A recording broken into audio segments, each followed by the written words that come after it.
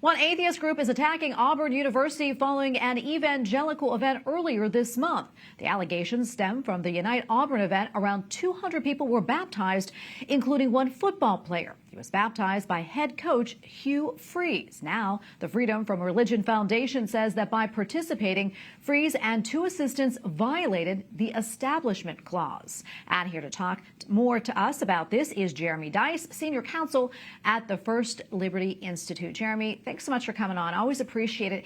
So tell us a little bit more about what happened at Auburn University that seems to be causing so much controversy.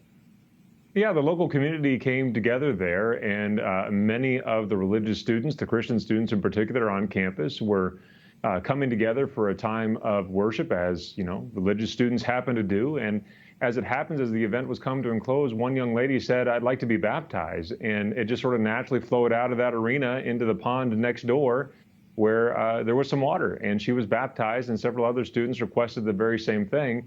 And now all of a sudden we've got people that are upset with Christians doing Christian things on a campus like that. So this shouldn't be a concern whatsoever. I mean, to see that people of faith are doing people of faith things ought to cause everybody in the country to yawn and appreciate the First Amendment that protects the right to do the very same thing.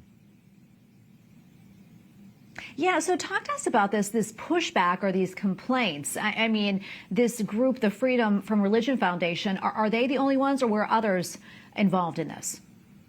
Well, we know that they're the only ones that have sent a letter to complain about the situation for sure. And I'm awful proud of Governor Kay Ivey there and also the entire Auburn community.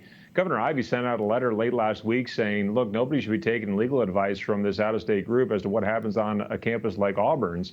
And so I think the Auburn community recognizes that people of faith, Christians in this situation, have the right to have their religious liberty when they walk on campus. In other words, what the Freedom from Religion Foundation has done, and I'm going to borrow from what Justice Gorsuch said in a recent case, is to demand that religious liberty be censored in the name of religious liberty. Well, that would be silly, foolish, and foolhardy. And so instead, we ought to be praising people like the University of Auburn or Auburn University for allowing religious liberty to take place on campus. No one has to hide their faith when they walk on a school campus, let alone coaches and teachers and students.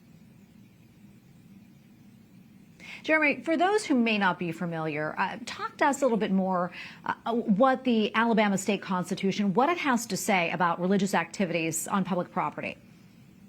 Well, the law on this is pretty clear now that the Kennedy decision came down. Now, you remember that praying coach out of Bremerton, Washington, who was fired for taking a knee in silent prayer. That was our case. And what the court said in that situation was that unless there is evidence of actual coercion of students in this situation, that's the only time it violates the Establishment Clause. We're done with the period of our history that says that people that can see people doing religious things in a public space is enough to violate the Establishment Clause. No.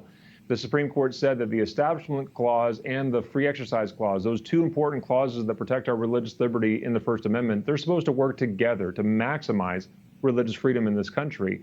And so what this organization has to do, what anybody challenging people of faith for exercising their religion in public, what they have to show is some forced element of actual coercion, and meaning that they forced people to participate in religion, that they required them to be there, that they grabbed them by the scruff of the neck and forced them into a kneeling posture to pray to an unknown God or whatever it might be. That is simply the farthest thing from whatever has happened anywhere in this country, let alone on the campus of Auburn University. Instead, what you have is people who are people of faith, American citizens protected by the First Amendment, their right to exercise their religion firmly enshrined in the First Amendment.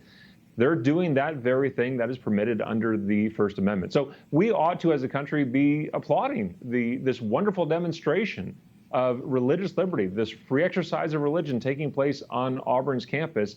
And everybody else watching around the country ought to be recognizing this beautiful display of freedom on our campuses and doing the very same thing on their campus, too.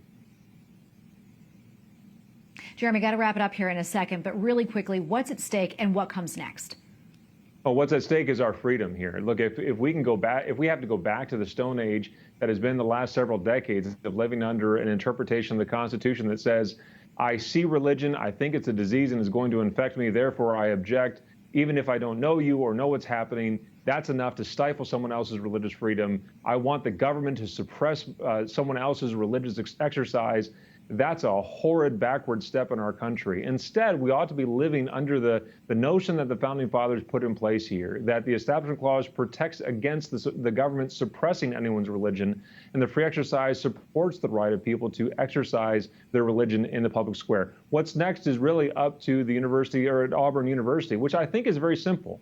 They welcome everybody, people of all faiths, to be able to utilize their campus to exercise their religion, and anybody else who wants to come together in a diverse setting like a university, to come together under the principle of searching for truth and knowledge at a university setting to promote freedom in our country. That's always going to be a good thing. Of course, we're watching this very carefully at First Liberty, and if you want to learn more about it, please go to firstliberty.org. All right, Jeremy, thank you so much. Appreciate it. God bless. Thank you.